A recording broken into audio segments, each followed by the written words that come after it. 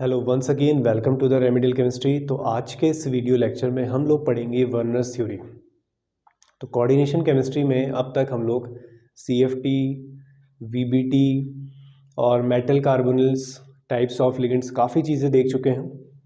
तो बेसिकली हमने सारी थ्योरीज पढ़ ली हैं एक्सेप्ट वर्नर थ्योरी।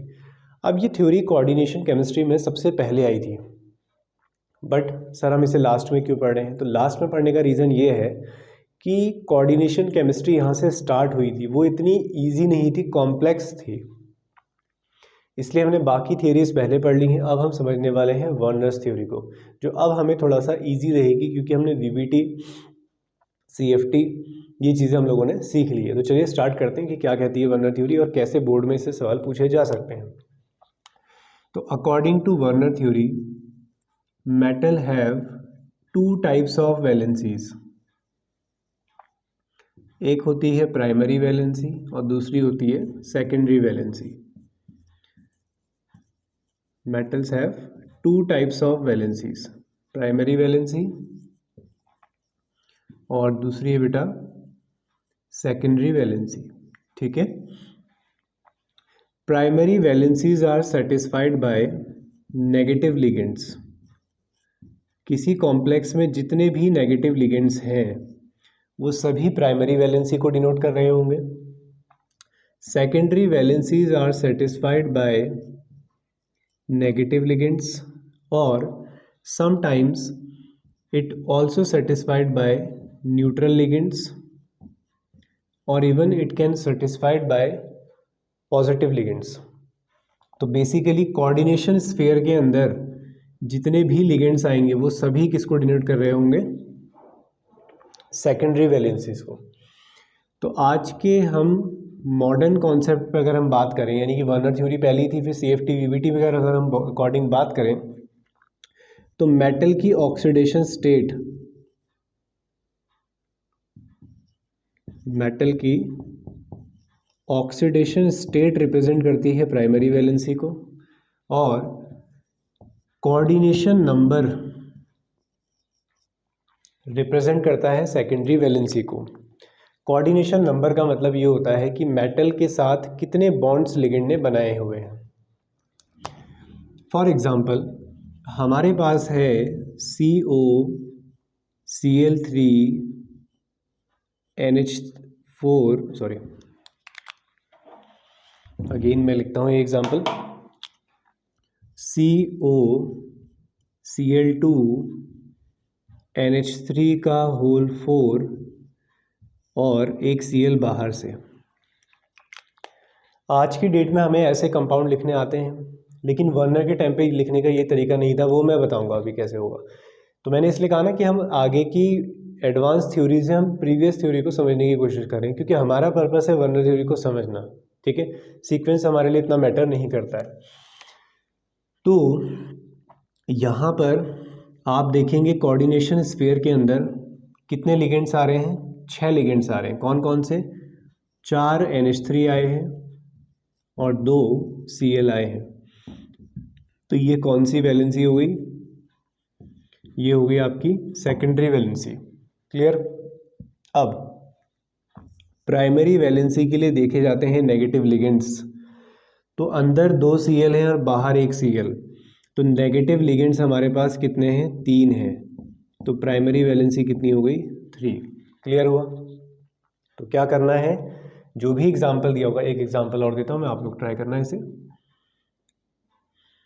हमारे पास है PT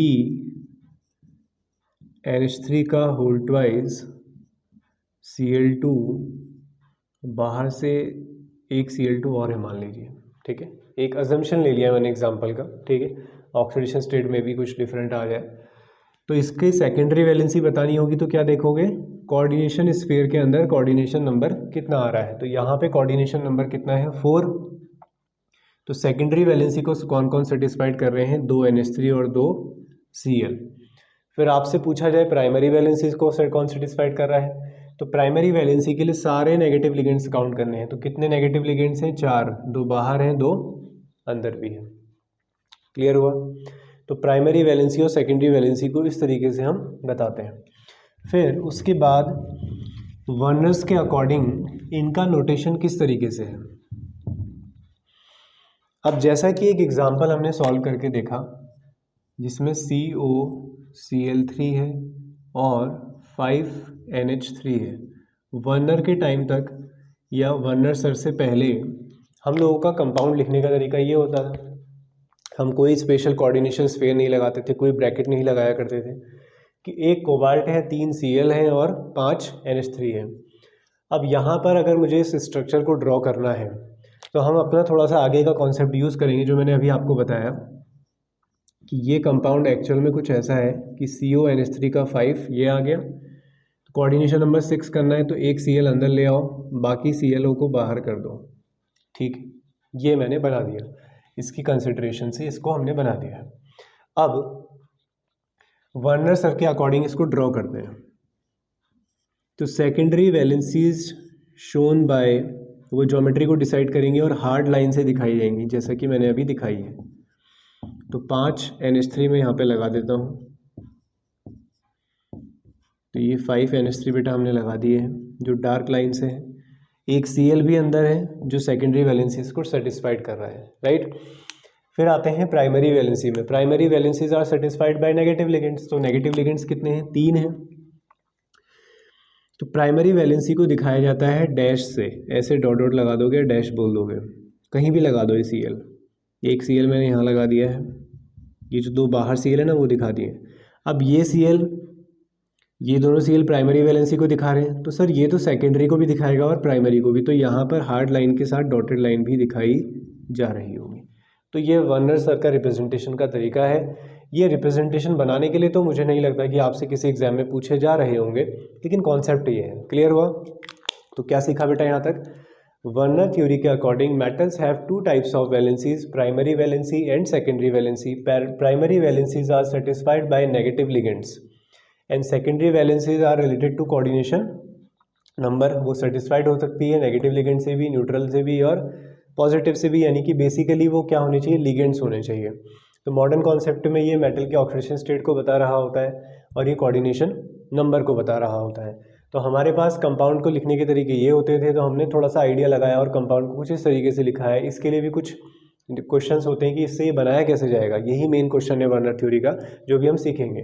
तो मैंने इसके हेल्प से इसको बनाया कि कोबाल्ट का कोऑर्डिनेशन नंबर मुझे पता है कि 6 होता है नॉर्मली, तो कोई टेट्राहेड्रल आपने शायद देखा भी नहीं होगा या स्क्वायर प्लेनर्स का कॉम्प्लेक्स। तो कोऑर्डिनेशन नंबर 6 के हिसाब से मैंने 5 NH3 अंदर रखे, एक Cl को अंदर रखा तो 6 हो गए, बाकी 2 Cl थे वो बाहर चले गए, तो कोऑर्डिनेशन नंबर आ गया 6। तो 5 NH3 है यहाँ पर और एक Cl, ये सेकेंडरी वैलेंसी को सेटिस्फाइड कर रहे हैं। और नेगेटिव कितने हैं? 1 और ये 2, 3 नेगेटिव लिगेंड्स हैं जो आपकी प्राइमरी वैलेंसी को सेटिस्फाइड कर रहे होंगे। बनाने का तरीका ये है, हार्ड लाइन यानी कि ज्योमेट्री बता रही होंगे कौन? सेकेंडरी वैलेंसी, बाकी प्राइमरी वैलेंसी को डॉट से रिप्रेजेंट कर दिया जाएगा। आई होप ये चीज़ें क्लियर हो गई होंगी। अब आते हैं जहाँ से मोस्ट प्रोबेबिलिटी बोर्ड एग्जाम में सवाल पूछ लिया जाता है, वर्नर थ्योरी के ऊपर। तो चलिए देखते हैं उस क्वेश्चन को हम कैसे आने वाले हैं। चलिए, तो ये रहा क्वेश्चन, देख लो एक बार, इसे रीड कर लो।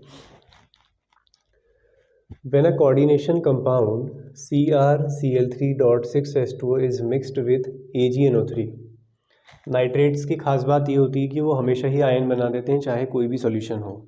तो हमें Ag पॉजिटिव और NO3 मिल रहा होगा, इसके डिसोसिएशन में हमें कोई प्रॉब्लम नहीं है। जितने NO3 डाले होंगे हमने सब टूट गए होंगे, Ag पॉजिटिव और NO3 1 नेगेटिव में। ठीक है, कंपाउंड दिया है आपको, एक Cr है, 3 Cl है, 6 H2 है, हो सकता है 10 H2O भी हो, वो तो कंपाउंड बनने पे है, जो बन जाएगा वो यूज़ हो जाएगा। सबसे इम्पॉर्टेंट चीज़ है कि 2 मोल्स बन रहे हैं किसके? AgCl के। चलिए, तो मैं रिएक्शन लिखने का ट्राई करता हूँ। हमारे पास है CrCl3.6H2, तो एक बीकर में आपने ये ले लिए, ठीक है। उसके बाद इसमें आपने ऐड किया है क्या? AgNO3। तो जब आप AgNO3 ऐड करते हो तो आप क्या ऑब्जर्व करते हो कि 2 मोल्स AgCl के बने हैं, यानी कि कुछ PPT नीचे बन जाएगा। AgCl का PPT बन जाता है ना, वाइट प्रेसिपिटेट, तो इसका PPT नीचे बैठ गया है यहाँ पे जो बैठा है उसको आपने मेज़र कर लिया है ना, वेट बैलेंस में आप उसको मेज़र कर लोगे कि कितना ग्राम आया। उसके मॉलिक्यूलर मास से मल्टीप्लाई करोगे तो मोल्स निकल जाते हैं। तो बता रहा है कि मोल्स कितने आए हैं, 2।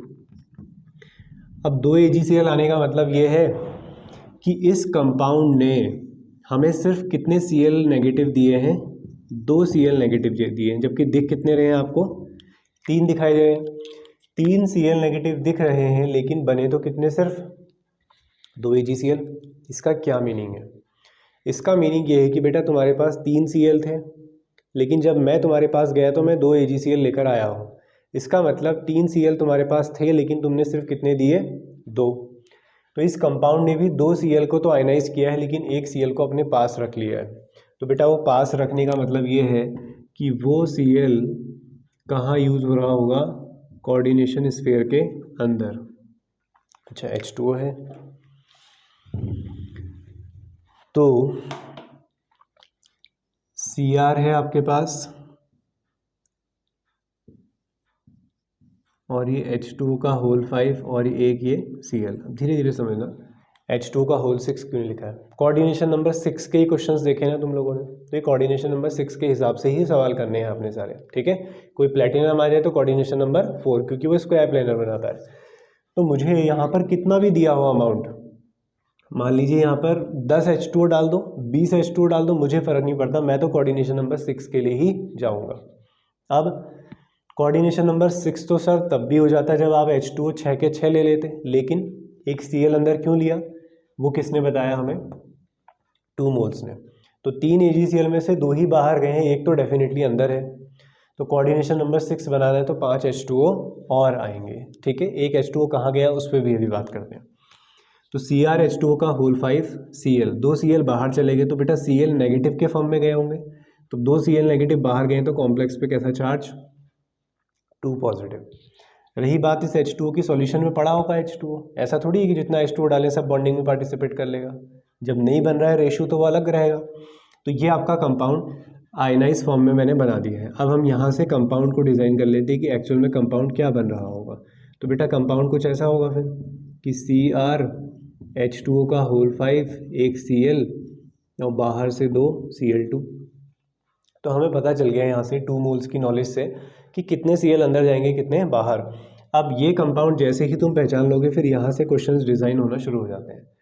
हो सकता है आपसे पूछ ले इसकी आइसोमेरिज्म बताओ कि ये कैसी आइसोमेरिज्म दिखाएगा। हो सकता है आपसे पूछा जाए इसका IUPAC नेम, ठीक है। अब वो कुछ भी पूछे आपसे इसके बारे में, जो भी VBT CFT कुछ भी लगवा दे आपसे, तो पहले आपने इस कंपाउंड को आइडेंटिफाई करना आना चाहिए। तो IUPAC नेम की बात करें तो क्या नाम हो जाएगा, वैसे मैंने IUPAC नेम अब तुम्हें नेक्स्ट लेक्चर में सिखाने हैं। तो पेंटा एक्वा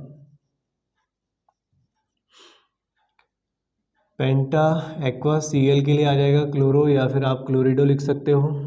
फिर क्रोमियम आ जाएगा,